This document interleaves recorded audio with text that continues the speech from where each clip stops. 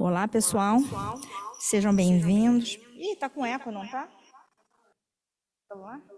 Como é que eu faço?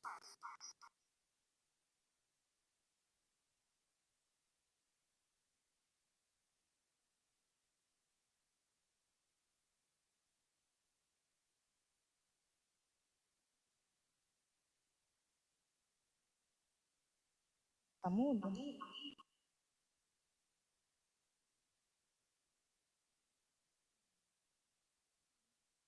Foi. Tá. Ué, acho que... Bom.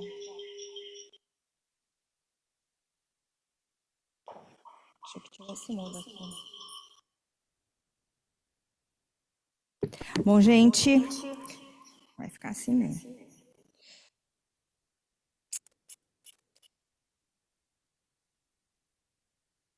Bom, sejam bem-vindos à nossa reunião, Dr. Nestor de Barros, 2024. Eu sou Érica Endo, médica, assistente do Instituto de Radiologia do Estado das Clínicas da Faculdade de Medicina da USP. Lembrando que você que gosta dos nossos conteúdos, não perca a oportunidade de comprar os nossos cursos totalmente online e que você pode assistir do conforto da sua casa. É só acessar o site inradiano.com.br, que está na descrição do vídeo. E sempre lembrando que se você está assistindo ao vivo, não perca a oportunidade de abrir seu microfone, teclar no chat e participar da reunião, fazendo perguntas e comentários. E se você está nos assistindo pelo YouTube, não se esqueça de se inscrever no canal, clicar no sininho para as notificações e dar um like para aumentar o compartilhamento desse conhecimento. Então, com vocês, a gente tem um convidado especial, que é o Dr. Rufo, que é mastologista e epidemiologista, doutor pela Unicamp, professor associado da Universidade Federal de Goiás, médico titular do Serviço de Ginecologia e Mama do Hospital Araújo Jorge, presidente da Rebracan, que é a Rede Brasileira de Pesquisa em Câncer de Mama. E ele vai falar de um tema interessante nesse Outubro Rosa, que são 3 motivos para repensarmos a indicação de rastreamento mamográfico com início aos 40 anos no SUS.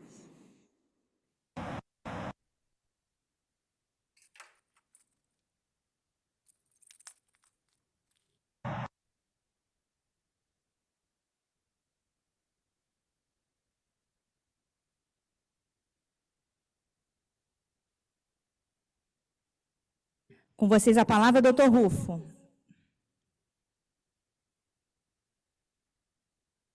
Olá, pessoal. Eric, consegue me ouvir? Sim, conseguimos.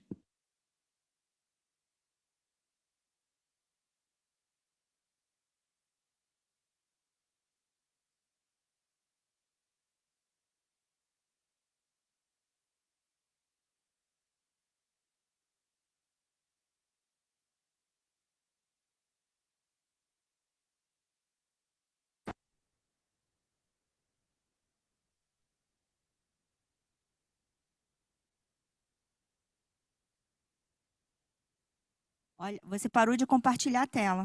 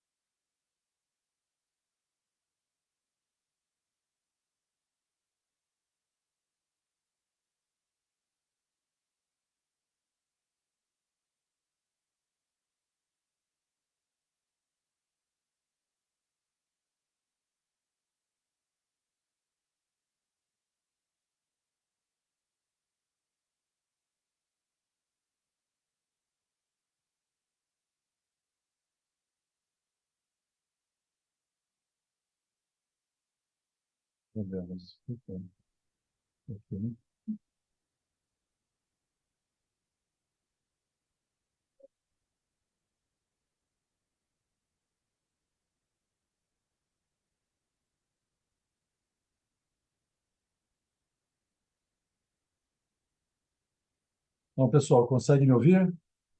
Sim. Vamos lá. Bom, primeiro, uma honra e uma satisfação estar com vocês nessa manhã.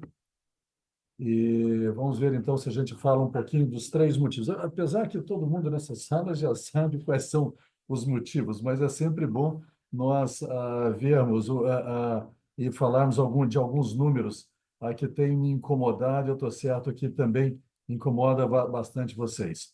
Para essa apresentação, eu não tenho conflito de interesse, exceto o fato de ser funcionário público federal e devo defender meu memorial para professor titular aqui na Universidade Federal de Goiás em 2 dias. Então, vamos ver o que vai ser.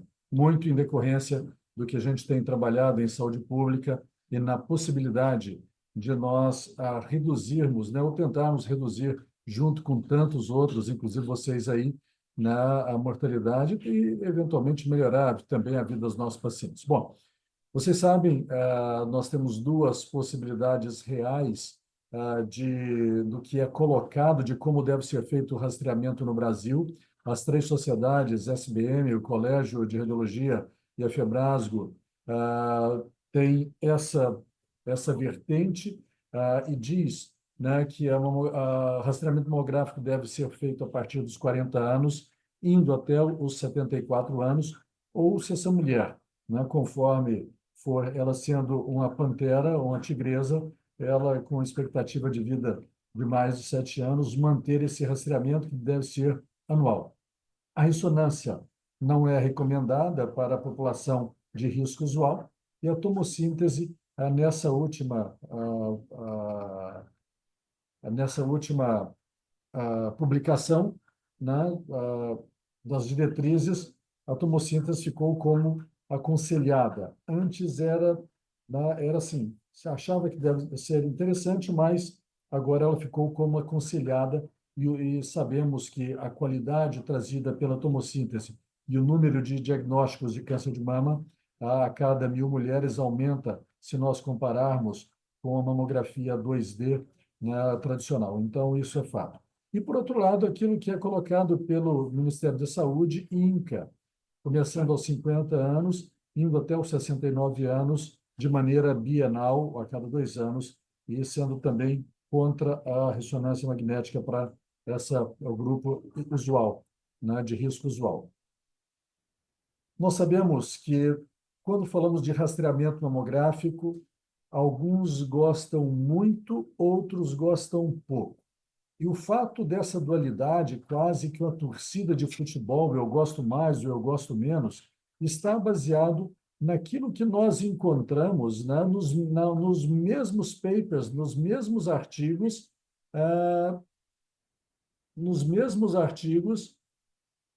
que, que um lê, o outro lê. Mas, de acordo com se você gostar mais de um lado, você vai preferir olhar os contras e vamos falar, né, vamos falar sobre diagnóstico, procedimentos desnecessários, cânceres radioinduzidos e mortes relacionadas ao tratamento.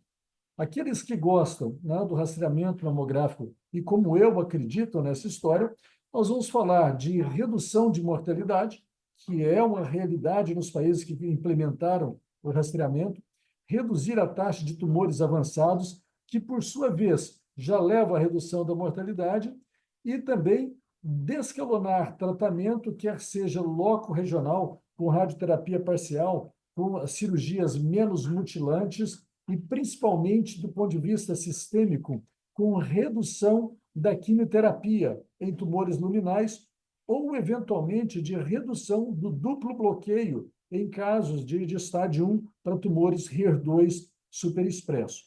E isso gera, por si só, qualquer um desses aspectos, desses objetivos, reduzir os custos. Você tem o custo para a paciente, que é reduzido pela entrada dela na sociedade, pela reintegração dela familiar na sociedade, pela redução de morte, e, com isso, também reduz custo direto relacionado com o número de reais que são gastos com terapia sistêmica. Para vocês terem uma ideia, en passant, na saúde suplementar, uma mulher com HER2, estágio 2 ou 3, ela vai gastar aproximadamente quase R$ 1 milhão para o seu tratamento, fazendo duplo bloqueio no início, o seu tratamento loco regional, e depois fazendo a trastuzumab na adjuvância, até interar 1 ano.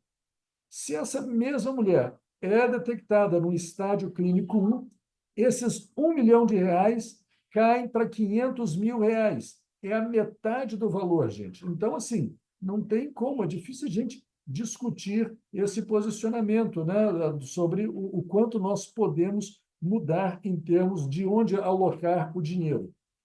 Muito bem.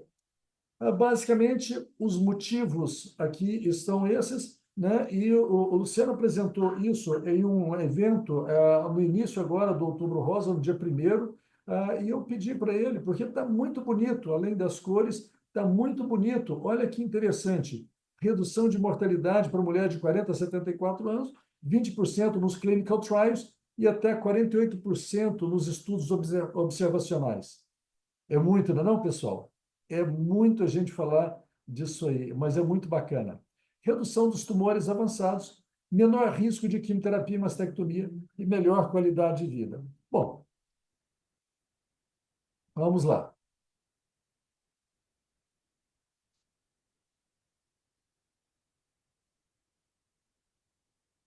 Em termos, esse também da apresentação do professor Luciano, olha que interessante essa questão.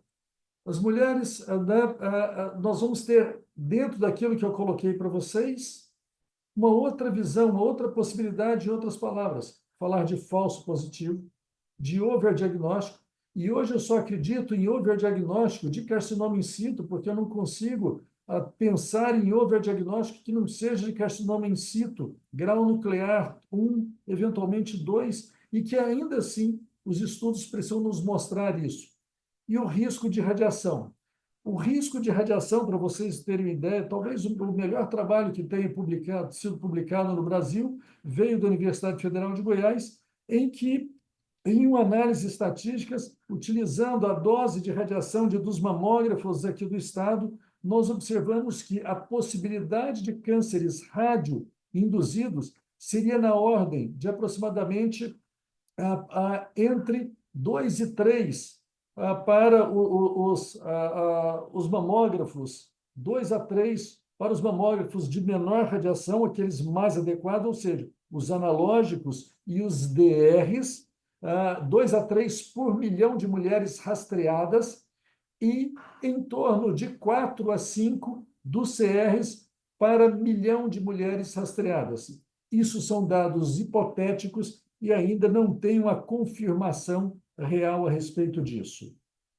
Para vocês terem ideia, nós saímos em todo o estado de Goiás, vendo todas as máquinas, medindo a taxa de radiação que cada um emitia para poder chegar nesses números. Então, não são números, assim, são números, né, hipotéticos, mas com base em uma parte científica de taxa de radiação muito importante. Não foi assim a esmo. Todas as máquinas elas foram mensuradas. E nós temos aqui em Goiás uma coisa bem bacana, né? Nós utilizamos muito o Plano Nacional de Controle de Qualidade em Mamografia, que está ligado à vigilância sanitária, e com essa parceria nossa com a vigilância sanitária, via UFG e via Comissão Nacional de Energia Nuclear, a CNEM, então foi possível mapear isso com boa delicadeza e grandiosidade. Isso aqui é o que eu falei para vocês, né? 2 casos por milhão para os convencionais e 4 casos por milhão nos ADRs, perdão, nos CRs. Então, só para a gente ter uma ideia. E vidas salvas, o balanço de vidas perdidas e vidas salvas, se nós considerarmos, seria isso aqui. Nós teríamos uma quantidade de vidas salvas bastante grande, de 40 a 70 anos, e se nós considerarmos aí só de 50 a 70 anos, uma quantidade ainda maior. Mas observem que de 40 anos a 70, isso seria a quantidade de vidas salvas, seria bastante importante e não tem ideia. Bom, o rastreamento atual, se nós olharmos aí no NCCN, basicamente eles consideram que a idade mais adequada é 40 anos acima, né, e de forma anual. Então, 40 anos acima e anual. Isso é o que está, é a recomendação do MCCN para 2024. Obviamente, para aquelas mulheres com alto risco, aí já entra outra história e entra a ressonância magnética para dar suporte a esse ponto. Infelizmente, no Brasil, nós não temos ressonância magnética para o Sistema Único de Saúde, exceto em alguns poucos locais, mas, de uma maneira geral, não há nem codificação para que nós façamos ressonância magnética das mamas, inclusive para auxílio no tratamento. Bom, isso aqui, aqueles dados que eu mostro para você inicialmente, a redução de mortalidade por câncer de mama assim, nos países desenvolvidos é uma realidade, não tem nem como questionar esse ponto.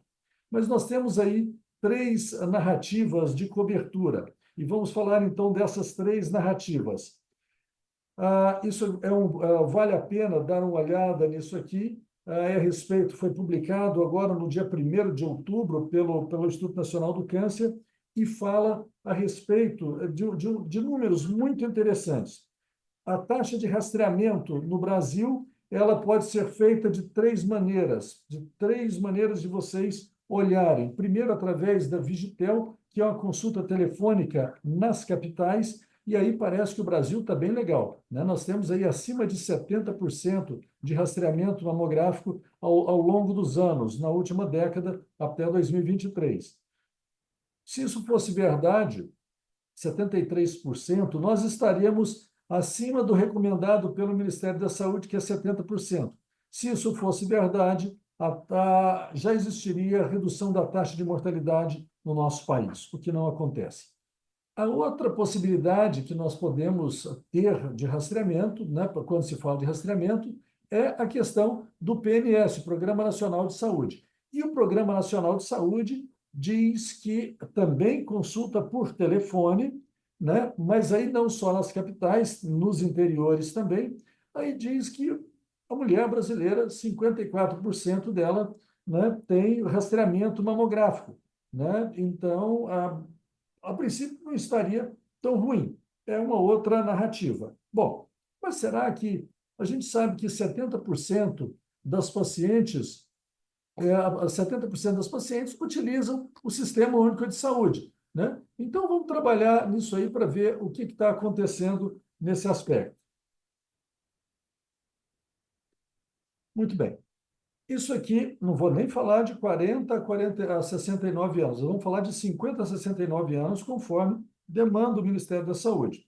Isso aqui foi feito, o número de mamografias que foi feito nessa faixa etária de 50 a 69 anos pelo Sistema Único de Saúde está no Siscam, do DataSUS. Então, o Siscam, vocês se lembram, para que se receba cada mamografia feita, é necessário que aquela informação seja colocada no Siscam, senão não é pago. Então, essa é a maneira mais fiel, ainda que possa haver uma subnotificação por carretas, por campanhas, clínicas privadas que façam e não notifiquem o Siscam, em algum, principalmente Outubro Rosa, isso, aquilo outro, mas o fato, isso pode ser uma subnotificação, mas o fato é que, para o número de mulheres que nós precisamos, que são mais de 39 milhões de brasileiras aí com 40 anos acima, ou 32 milhões de brasileiras de 50 anos até 69 anos, então, se a gente fala aí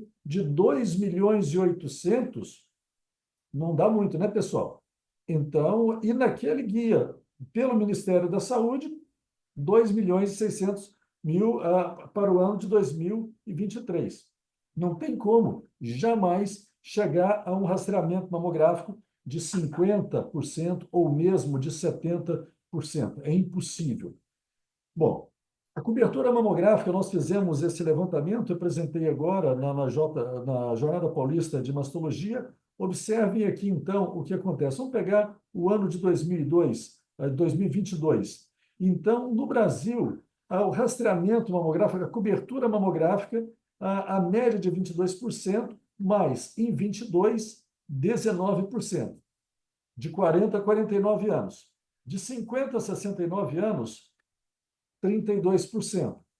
32%, e esses 30% não saiu desse patamar, Érica, na última década. Isso continua do mesmo jeito. E nós fizemos isso através, vendo, né, estudando, através dos governos de esquerda, de centro, de direita, antes da pandemia, e nada melhorou esses 30%.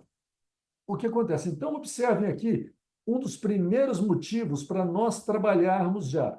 Apesar do Ministério falar que não é a idade, né, preferencial, mas 19% das brasileiras de 40 a 49 anos tiveram mamografia, rastreamento mamográfico sendo feito em 2022. O dobro disso para de 50 a 69 anos. E de 70 anos a mais, tem recomendação dos três sociedades, no Ministério não tem, 10%. Muito bem. Mas vamos pegar essa parte superior aqui e vamos trabalhar um pouquinho. E isso tá, esses números que eu mostro para vocês estão de acordo com esse dado do Ministério da Saúde e do INCA, que foi publicado, né, no início desse mês. Então, se vocês observarem, os melhores estados estão aqui no Sudeste e no Sul, né, um pouquinho aqui também de Mato Grosso do Sul, mas o meu estado, por exemplo, pífio, 18% de rastreamento mamográfico.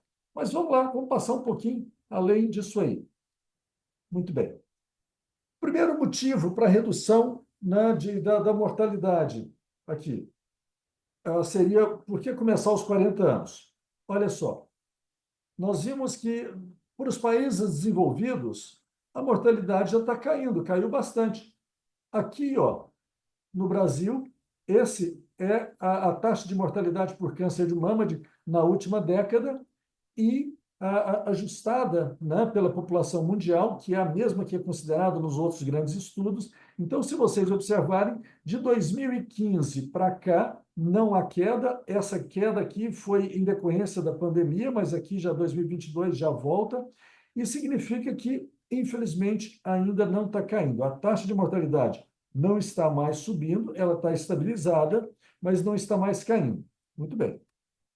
Bom, se a gente tivesse um modelo, né, de acordo com o modelo Cisnet, se nós pegássemos, né, observando as várias várias faixas etárias, e aqui considerando 40 anos, começando aos 40, mais bienal e, eventualmente, anual, conforme representado pelas sociedades, olha que loucura é a possibilidade hipotética de redução da mortalidade.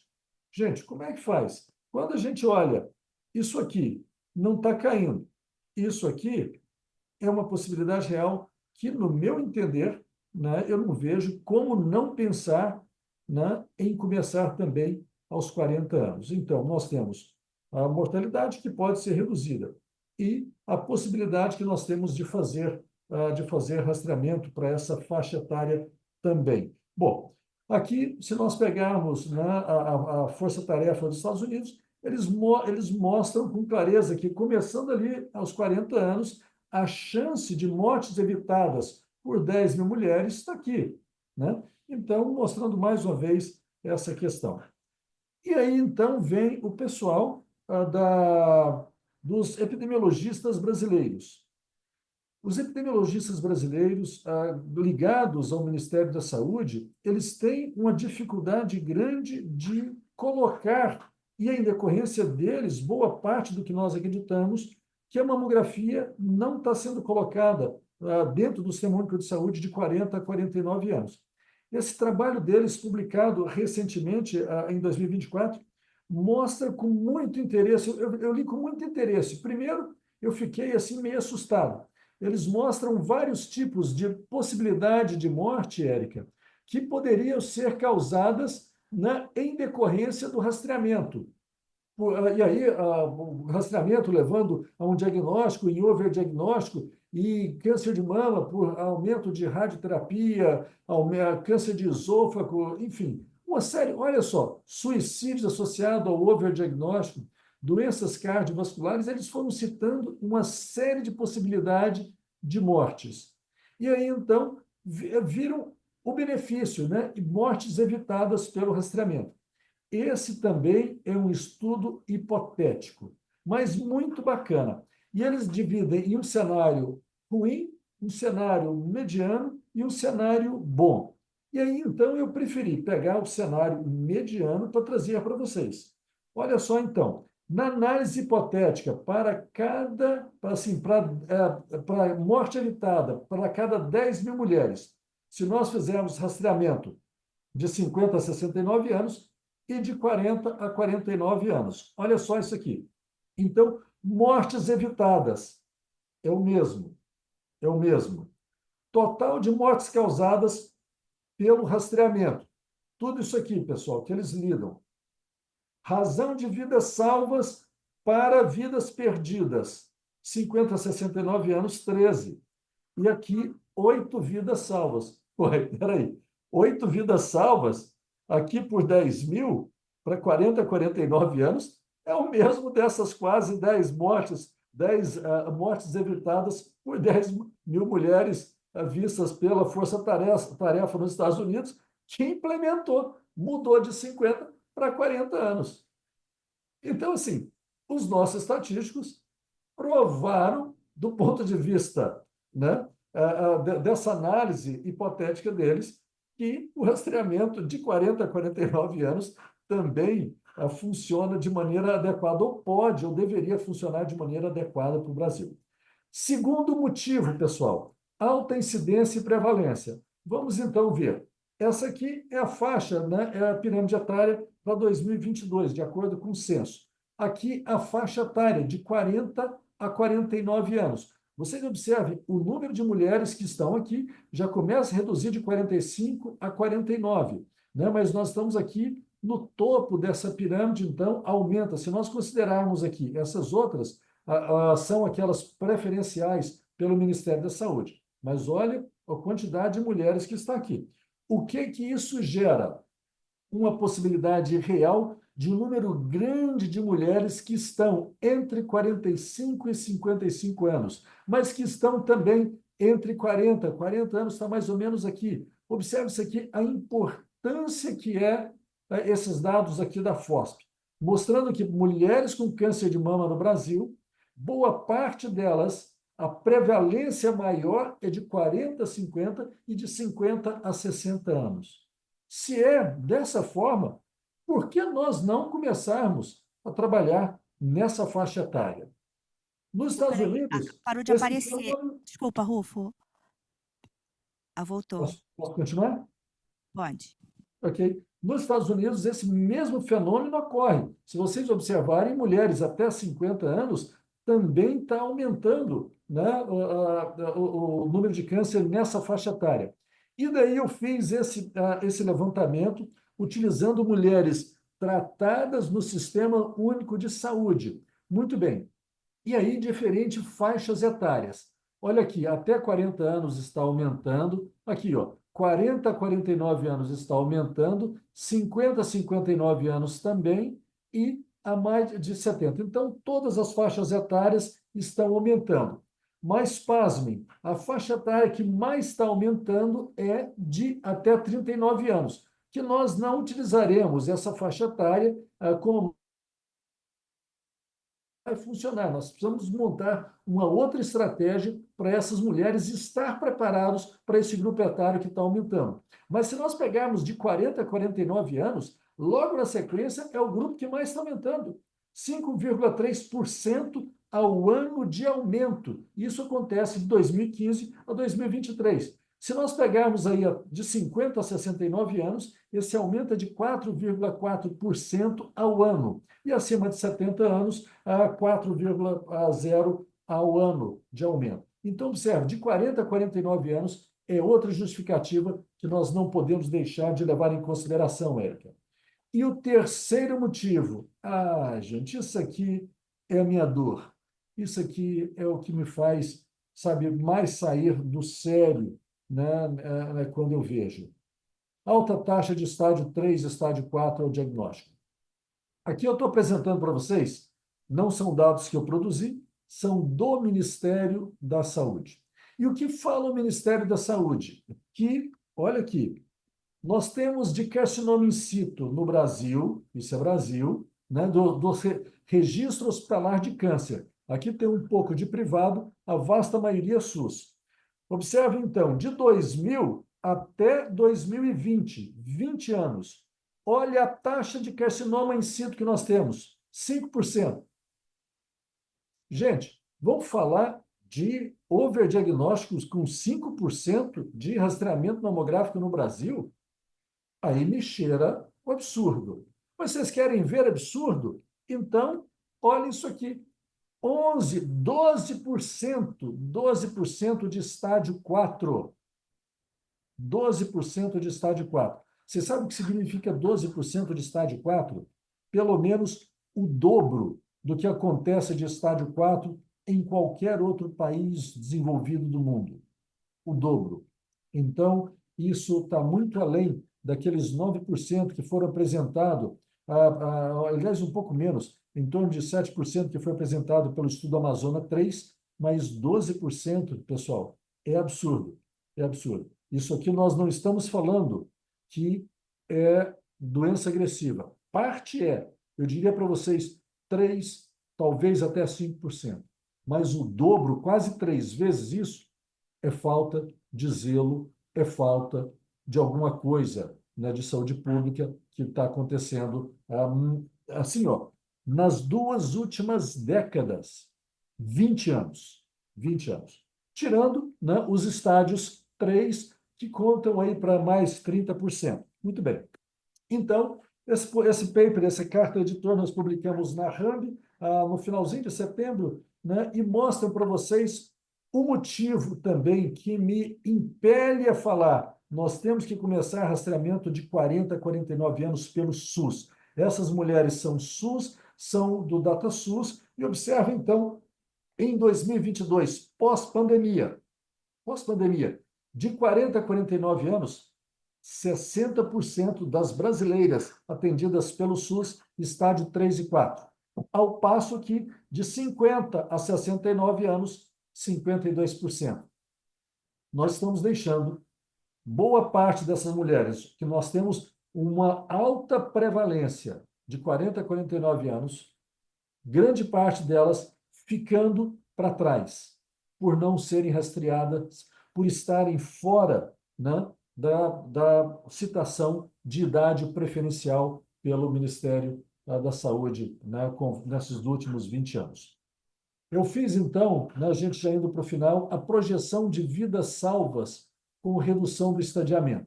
E peguei 2 possibilidades. A possibilidade aí do Hospital de São Paulo, a AC Camargo, que é uma referência nessa publicação da Fabiana Macdiz e todo o grupo do AC Camargo.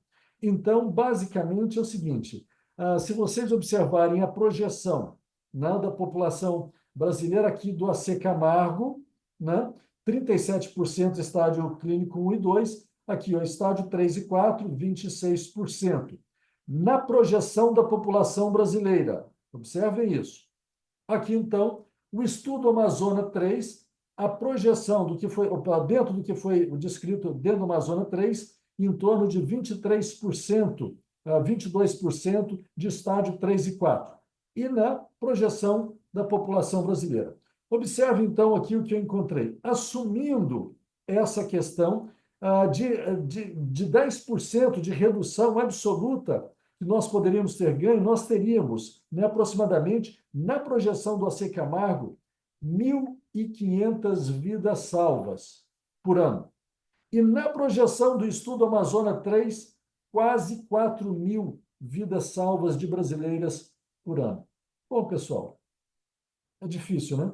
Eu sei que trabalhar com o SUS é difícil, e o SUS é um cargueiro, é o maior programa de saúde pública do mundo, e lida com mais de 190 milhões de vidas, né, no Brasil. Qualquer manobra tem que ser muito bem pensada, e ela demora tempo para ser executada, mas não dá para a gente simplesmente ignorar. E aí, Érica, responder a pergunta, o motivo de começar aos 40 anos é porque nós precisamos de ter redução de mortalidade pela alta incidência e prevalência, conforme eu mostrei para vocês, do câncer de mama no Brasil.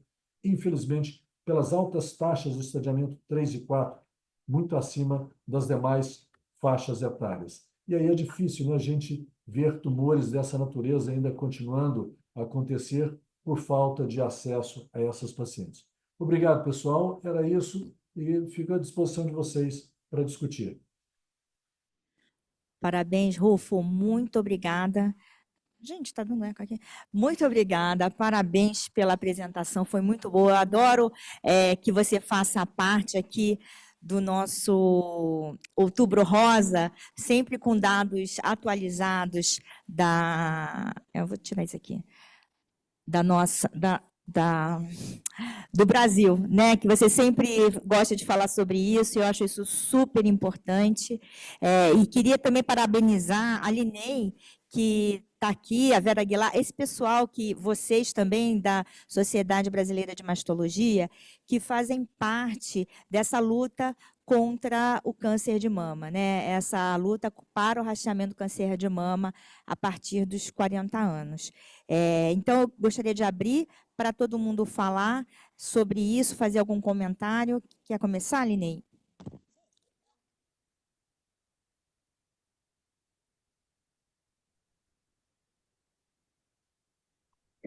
Olá, bom dia, mas que privilégio nós temos no Outubro Rosa, né? Uma palestra de tão alto nível como desse nosso querido amigo Rufo, acho que é o maior estudioso sobre rastreamento que nós temos no Brasil. Rufo, que dados importantíssimos você traz para nós. Eu acho que quando a gente fala de rastreamento, o que mais preocupa é que você vai na literatura e você encontra todo tipo de dado, porque o mesmo dado, visto de um ponto de vista e valorizado todos os danos e outro os benefícios, eu acho que ele está levando essa radicalização que é uma discussão terrível, né? Mas o que eu acho que um estudo, Rufo, que eu acho super interessante, que mostra essa tendência de mostrar os dados diferentes de um lado e do outro, foi um trabalho que avaliou que eles, acho, né, tem que trazer a mulher para compartilhar a decisão, dizer que sim, tem benefícios, e o benefício é isso, a redução da mortalidade, do tratamento, da cirurgia, tem riscos, ansiedade de ter que voltar para a clínica, fazer uma reconvocação para fazer uma nova imagem, ansiedade de fazer uma biópsia e dar negativo o resultado, e que a paciente tem que decidir se quer começar aos 40, aos 45, aos 50, e se quer ou não esse risco-benefício, ou seja, trazer a mulher naquele cuidado baseado no paciente. E aí esse artigo investigou isso e viu que eles começaram com esse programa de trazer a mulher para ajudar, e antes e depois dessa mudança, eles viram que não teve redução, e as mulheres entre 40 e 49 anos, que é a temática da nossa discussão, continuaram a fazer mamografia. E o artigo inteiro era para discutir por que as mulheres continuaram a fazer, por que não teve efeito a decisão compartilhada. Mas você veja que absurdo que eu acho, que eles nem consideraram a possibilidade de que as mulheres escutassem esse argumento de quais são os benefícios e quais são os riscos e quisessem continuar fazendo o rastreamento, que era por que elas não pararam. Então, essa discussão, essa forma de ver os dados de forma diferente é o que mais me assusta. Eu acho que a gente tem que saber que os benefícios são muito importantes, tem que saber que sim, tem riscos, que se você não cuidar da radiação, você ficar fazendo exame bilateral naquele controle em 6 meses, fazer 10 incidências complementares, você está dando muito radiação para essa paciente, saber da faixa etária que precisa fazer, mas quando você faz correto, com qualidade, com auditoria, você contribui muito, né? É essa mensagem que a gente tem que levar. A gente não pode deixar as mulheres de fora entre 40 e 49 anos. Portanto, Rufo, eu quero fazer para você a pergunta. Você acha que tem algum cenário, alguma expectativa do Ministério reverter aqui no Brasil essa decisão? Será que a gente consegue essa luta? Não, não acho, infelizmente não acho. Veja só, a sua pergunta ela é linda e maravilhosa, é igual você mesmo, Ney. Mas eu não vejo. Observem que 20 anos, né, de governos diferentes, em posições diferentes, e nenhum deles fizeram mudança. E não fizeram mudança não só por a questão financeira, mas não fizeram a mudança em decorrência do que acreditam os epidemiologistas, né, que inclusive publicaram esse artigo que eu trouxe para vocês. Então, cada um, o próprio artigo deles, eles acham que naquele artigo eles colocam que de 40 a 49 anos não deva ser, não é um cenário. No pior cenário não traz benefício, mas no melhor e no intermediário traz. Mas ainda assim eles acham que não tenha vantagem. Então, considerando o que os próprios epidemiologistas, a quem ajuda muito, né, o Ministério da Saúde a implementar isso, a fazer essa mudança, eu não acredito que eles trarão alguma recomendação diferente nesse futuro próximo. Talvez o que devesse mais mudar, e paralelamente poderia mudar, é a maneira desorganizada que nós fazemos o nosso rastreamento.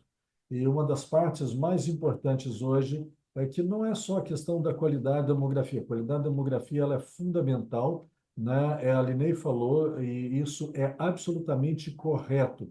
O Colégio Brasileiro de Radiologia tem feito um trabalho hercúleo para melhorar as clínicas e também o ensino da radiologia no Brasil, mas, para além disso, é necessário fazer uma redução dos prazos, uma redução do que está faltando acesso para essa mulher. E o acesso, da maneira que nós temos feito, não está atingindo o objetivo. Por exemplo, no estado de Goiás, né, foram oferecidos em torno de quase 20 mil mamografias e menos de 8 mil mamografias foram feitas recentemente. Por quê? A mulher não vai. E ela não vai porque o negócio é burocrático. Ela tem que ir solicitar a mamografia, depois tem que marcar a mamografia, depois tem que fazer a mamografia, depois tem que pegar o resultado, depois mostrar a quem pediu. Então, são 5 dias, 5 períodos, ou eventualmente 5 dias que ela vai perder para um exame. Ela não tem, o patrão dela não dá isso a ela, o marido dela e os filhos também não permitem que isso aconteça. Se nós não mudarmos a estratégia que nós utilizamos hoje, nós não conseguiremos. Mas, Lilei, respondendo a sua pergunta, de coração, infelizmente, eu acho que mesmo com toda essa situação, com todos esses números sendo postos, não haverá mudança no futuro próximo em relação a 40 a 49 anos. Dói ouvir isso, mas é a realidade, né? Bom dia. Não sei se estão me escutando aí. Carlos Chimizo falando aqui. Em primeiro lugar, parabéns mais uma vez. Parabéns, não estamos conseguindo ouvi-lo. E agora? Muito baixinho. Será que agora foi? Agora foi, agora está elegante e charmoso. Então, bom dia. Então, mais uma vez, obrigado e parabéns aqui pela presença, professor Rufo. Então, acho que a apresentação brilhante e esses dados são dados que assim, são fundamentais, são super importantes e, com certeza, acho que fazem parte aí de uma luta que, para quem conhece o seu trabalho em relação ao rastreamento, a gente sabe o quão importante, o quão árdua é essa batalha. Parece que quanto mais se trabalha, menos coisas acontecem no cenário público e, de certa forma, é frustrante. Então, essa sua resiliência, com certeza, não tenho dúvidas que vão render frutos. Acho que no futuro a gente espera que seja o mais próximo possível. Tá? Então, só para, eu acho que para quem está assistindo, para os residentes que estão assistindo e para quem vai assistir esse vídeo no YouTube, saber da importância do trabalho do professor Rufo aqui para o cenário de rastreamento no Brasil. E realmente o que chama a atenção, esse é um slide que foi mostrado na sua aula, em relação à taxa, né, de carcinoma ductal in situ, variando entre 3% a 5%, a gente percebe que nos últimos 20 anos isso não mudou. Né? A gente não teve aumento, né, na detecção de carcinoma ductal in situ, que a gente sabe que quando você institui, você aumenta o número de carcinoma, você começa a detectar mais, né, estágios iniciais. Então, provavelmente, isso significa o quê? Não está fazendo rastreamento. O rastreamento não funciona, não está funcionando. E por isso que a alta taxa de cânceres estadios avançados também continua alta, não abaixou. Então, isso mostra que o rastreamento ele está falho, né? O rastreamento não está, de fato acontecendo. E, com certeza, acho que uma das coisas mais importantes em relação a por que rastrear mais pacientes com 40 anos é justamente a questão do alto índice de estadios avançados, né, nessa faixa etária. É um trabalho que o Tabar mostrou, né, ele publicou, acho que uns 4, 5 anos atrás, que mostra que o início do rastreamento lá nos países nórdicos, com o programa de rastreamento, a taxa de câncer avançado despencou.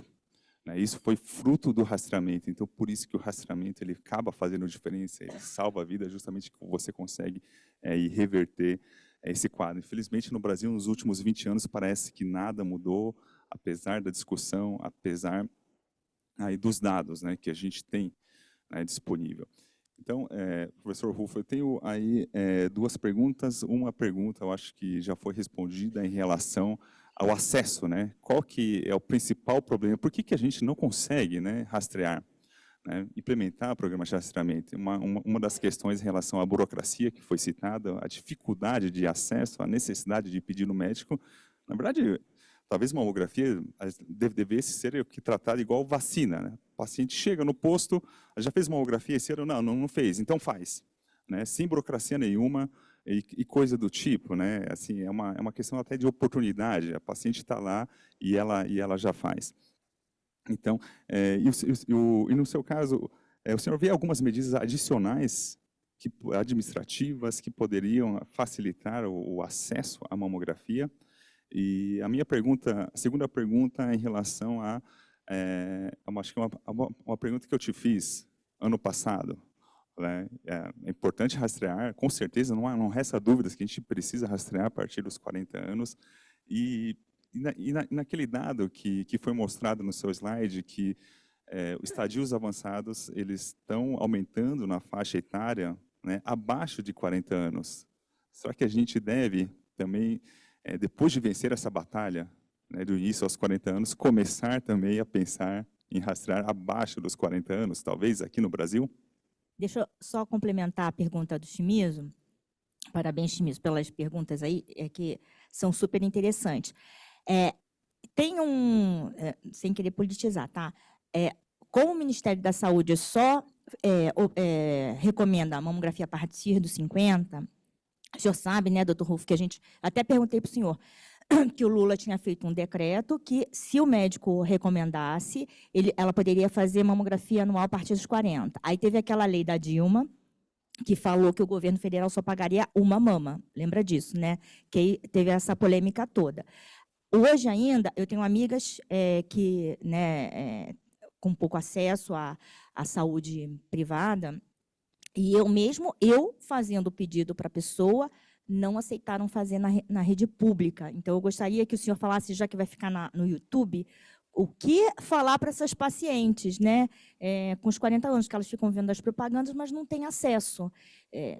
Funciona essa lei? Não funciona? Como é que é? Pois é, o Brasil é uma coisa meio diferente, né, Érica? Porque, a princípio, nós temos uma lei que não foi, ela foi promulgada e ela continua valendo, que diz que toda mulher brasileira tem o direito de fazer mamografia a partir de 40 anos. Isso é lei. Mas aí nós temos, a lei significa que está, né, um decreto governamental e vem da presidência da República. E aí, então, nós temos, e passado por todos, pelo Legislativo e, né, chancelado pelo Executivo. E aí nós temos determinações do Ministério da Saúde que está uma esfera abaixo disso, que diz que a mamografia deve ser feita de 50 a 69 anos. Mas, para não bater na lei, eles colocam idade preferencial. E aí vem isso, a interpretação disso de acordo com as unidades de saúde e quem está no comando das unidades de saúde. Como aconteceu com essa pessoa que você citou, boa parte dos brasileiros vão ter essa dificuldade, algumas outras não terão. E elas acabam conseguindo, né, fazer a mamografia de 40 a 49 anos. Então, a interpretação e o bem-estar da população acaba passando muitas vezes, primeiro, por essa dificuldade de entendimento de quem deve fazer o quê, quem manda o que no Brasil, quem é maior do que quem, e segundo, da interpretação pessoal de cada gerente, né, de posto de saúde, de como é feito a organização local das unidades de saúde para que possa ser recomendado ou não. Então, essa é a dificuldade. E isso que você falou, Érica, é tão importante, mas tão importante, que acredito que seja um dos pontos que faz com que a população fique sem saber o que fazer. E aí, deixando de comparecer quando tem que fazer mamografia. Mesmo isso interfere, inclusive, na faixa etária de 50 a mais, porque gera um desconforto tão grande que e essa leva a dúvida, e essa dúvida é um dos pontos que faz com que a paciente ou com que a mulher não procure, né, a sua possibilidade de fazer mamografia, quer seja antes dos 50, quer seja após. E assim, a gente fica muito triste de ver esses números e o que está acontecendo, mas teria algumas maneiras, né, de fazer essa mudança. A principal maneira de fazer essa mudança, e essa tem que ser uma mudança do ponto de vista de saúde pública. Rastreamento é um ponto de saúde pública. Eu vou dar um exemplo para vocês de uma coisa que acontece no Brasil. Nós temos um plano de saúde, né, que é a Caixa de Assistência aos Funcionários do Banco do Brasil, CACI. Esse pessoal recebe na sua casa carta dizendo que tem que fazer a mamografia, os exames periódicos todo ano, a partir dos 40 anos. Esse pessoal, se porventura não fizer os exames periódicos, eles são cobrados. Então, se vocês perceberem, e nós não temos esses números, mas quem atende o plano de saúde vai entender o que eu estou falando, o número de mulheres do plano de saúde, desse plano específico, que chegam com lesões iniciais é bastante grande e com lesões avançadas é quase uma raridade. E a taxa de rastreamento altíssima. Então, o que eles fizeram? Eles pegaram o modelo do Sistema Único de Saúde, com médicos da família, aquele modelo que deveria ser, que foi implementado pelo Ministério da Saúde para o SUS. A diferença é que eles fizeram isso funcionar. Eles não reinventaram a roda. Eles só deram a possibilidade organizacional de funcionar como no caso nosso, como um rastreamento populacional para a população deles organizado. E aí, então, com navegação, permite com que, se porventura a mulher tiver um câncer de intervalo, ela possa ir ao seu médico. Se porventura ela não tiver nada, ela fará, e é obrigatório fazer a mamografia anual. Se encontrar alguma coisa, já providencia, eles têm um navegador que faz a possibilidade de busca ativa e indica a biópsia, né, fazendo com que haja toda uma redução do tempo. Para vocês terem uma ideia, né, fazendo agora o estudo Itaberaí, que é uma situação diferente, nós observamos que o ponto principal não é na lei dos 60 dias, do diagnóstico até o início do tratamento. O ponto principal, a vertente mais cruel hoje é da mulher não fazer mamografia, de 70% das mulheres do Sistema Único de Saúde palparem o seu tumor. A Amazônia 3 mostra isso, né? E esses dados que eu mostrei para vocês mostram de alguma forma isso também. Elas palparem seu tumor e entre a palpação do tumor e o diagnóstico se darem aproximadamente 180 dias, e entre a palpação do tumor e até o início do diagnóstico, mais de 250 dias. Então, assim, um estádio 1 passa a ser 2, um estádio 2 passa a ser 3 ou 4, e um estádio 3 tem alta possibilidade de passar a ser o estádio 4. Então, esse é um dos principais pontos, né, Carlos, que a gente poderia dizer aí que deveria ser mudado. E também não tem uma hierarquia, né, na regulação. Isso eu acho que também é muito ruim, né? Porque é diferente uma paciente que já tem o diagnóstico ou tem uma lesão altamente sugestiva de malignidade, que está ulcerando de uma, né? Então, e ela fica lá nos 150 para ser regulada. Eu acho que isso é muito difícil. Agora eu queria aproveitar a última Érica, oportunidade. Érica, posso fazer um comentário? Pode. É a Vera. Oi, Então, Vera. não, tudo bom? Não, eu só queria parabenizar, né, o Rufo por toda isso que ele traz para a gente. E eu queria dizer que eu estou assim, já a gente, depois de muitos anos, a gente fica meio pessimista, né? Rufo, eu acho que é um problema de realmente de saúde pública, né? Eu acho que saúde pública entra ano, sai ano, entra governo, sai governo, não acontece nada. E uma vez, eu acho que foi o Tabaro, foi o Ciclos, eu não lembro, eles falaram que a gente devia fazer as mulheres irem para a rua e exigir que elas façam o exame a partir dos 40 anos, porque já que elas se mostram os dados de que o benefício é muito maior do que qualquer risco, e que elas deviam ir para a rua exigir, né? Mas aí, né, Rufo, eu vejo o teu lado, como você falou, né? Eu também trabalhei em serviço público muitos anos, e elas desistem, né? Porque elas vão lá, aí eles não custa marcar.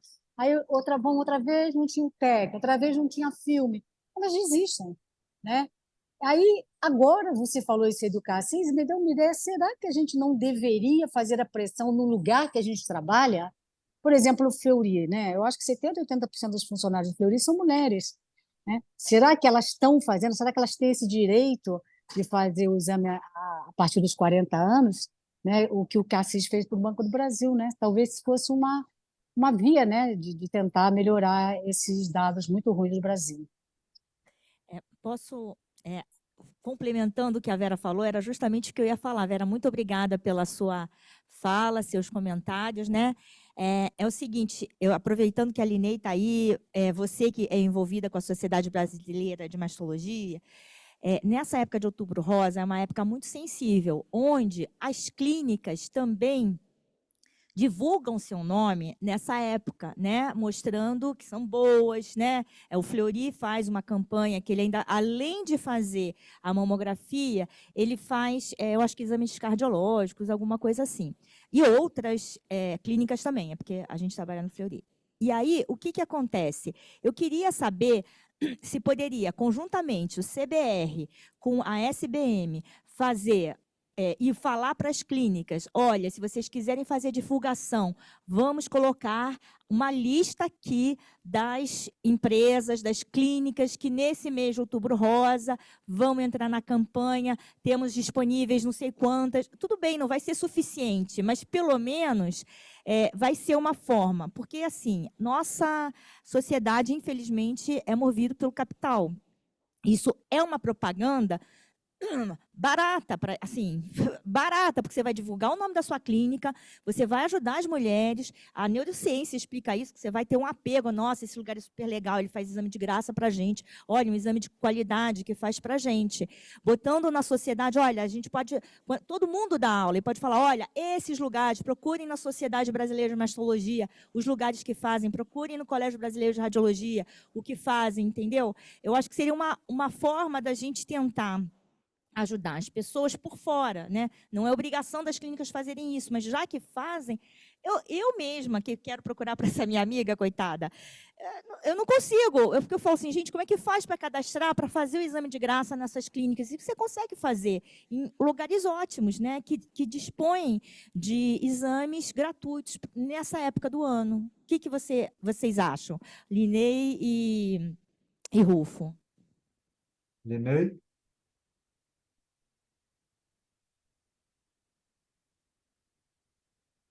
Acho que ela saiu. Olha só, então eu acho que é uma ideia bem interessante, Érica. O que acontece? Dentro do Sistema Único de Saúde, tem sido mostrado que o número de mamografias de outubro, em decorrência do Outubro Rosa, cresce em 25% para outubro, novembro, começando a cair um pouco em dezembro. E o mais interessante é que o diagnóstico começa também a ser mais adequado nos 3 últimos meses do ano. Então, o que você está falando é real. É uma coisa assim que é o ideal? Não é o ideal. Isso é um apagar de fogo, né? De um apagar de incêndio. mas é uma possibilidade que está acontecendo agora, e até que não seja mudado o que nós temos, né, de estratégia e de organização dentro do Ministério da Saúde, essa organização das sociedades com as clínicas poderia ser super bem-vinda. Nós já sabemos que uma série de clínicas colocam os exames disponíveis. Talvez seja uma maneira de, nessa união, nós fazermos um pool muito maior e juntos talvez a gente pudesse dar essa vazão e fazer essa, sabe, ter um centro de marcação, um centro de divulgação que pudesse fazer isso no Outubro Rosa, né? É um apagar de incêndio, mas já funciona em 25% de benefício. Vamos aproveitar esse benefício e fazer funcionar. A sua ideia é brilhante, então vamos tentar colocar para frente, por que não? Fora a divulgação, né, das clínicas que ela É, pode fazer. seria prolongar o Outubro Rosa, né? Seria rosa o ano inteiro, vamos botar assim, né? E as Pois é. clínicas, o problema, Eric, é aonde mandar as pacientes, né? A hora que elas aparecem os tumores, né? Nessas pacientes de 40 anos. Por isso que teria que ter ajuda realmente pública, né? E o legal que você mostrou no seu slide é que muitos detratores da mamografia falam que é por causa dos tratamentos oncológicos você diminui a mortalidade. E no seu estudo você mostrou que não, né? Mesmo com todos os tratamentos disponíveis. E o estudo de Harvard mostrou isso também, que as pacientes que não foram rastreadas, 73% morreram, né? Em comparação com as pacientes que foram rastreadas. Além disso, é importante mostrar que a quimioterapia ela não cura, ela retarda a morte, né? E a mamografia, ela cura. Em 90% dos casos, se o tumor for menor que 2 centímetros, ela cura. O benefício da quimioterapia é de 3% provado em 15 anos. A gente sabe disso. Então, isso aqui é porque eu estou falando isso tudo porque vai ficar no YouTube, eu quero que as pessoas vejam e pensem, né? E, na verdade, eu acho que um grande empecilho não é nem da seguradora de saúde, porque para eles é benéfico, você gasta menos se você pegar uma paciente, né, num estágio inicial. Na verdade, acho que o grande lobby é da indústria farmacêutica, né? Que a indústria farmacêutica ganha bilhões com isso, né? Então, a gente tem que ver se não existe um compliance e a gente sabe que o Congresso é cheio de lobby. Então, a gente tem que tomar cuidado com isso, né? Por isso que a gente não consegue ir à frente, no meu ponto de vista, né? Não sei. Quer falar alguma coisa, Schmidt? Érica, hoje tem algumas ações, Érica, inclusive da indústria farmacêutica, ações sociais, sabe, tentando verificar o que pode ser feito para essas mulheres. E respondendo a outra pergunta que eu não respondi, o que fazer com mulheres abaixo de 40 anos? Talvez o mais adequado seja, primeiro, individualizar. E o principal é para essas mulheres, vocês viram que 2 vezes mais de câncer de mama, né, nesses anos recentes tem acontecido abaixo de 40 anos do que aquelas acima de 40 anos.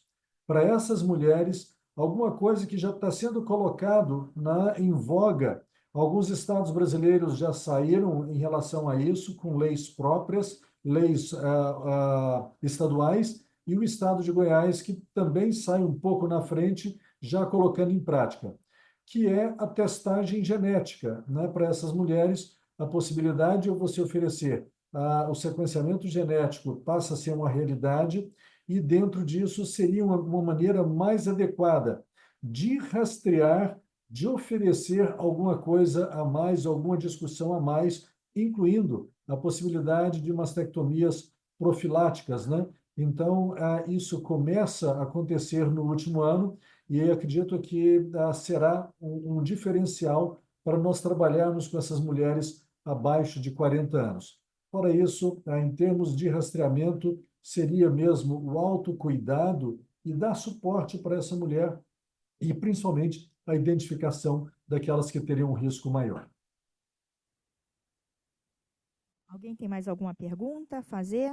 Eu teria muitos comentários para fazer, mas não posso, infelizmente, no avançar das horas. Mas gostaria de novamente de agradecer, Rufo, por você estar aqui novamente esse ano falando dos dados do Brasil. Acho super importante mostrar os dados da população brasileira. A gente estimula bastante que os professores mostrem o seu trabalho, né, estatístico de publicação, porque isso é super. Porque fake news faz mal na saúde também. A gente viu que isso daí faz com que a gente não progrida, né, no cuidado da população. Então, gostaria de agradecer muito novamente.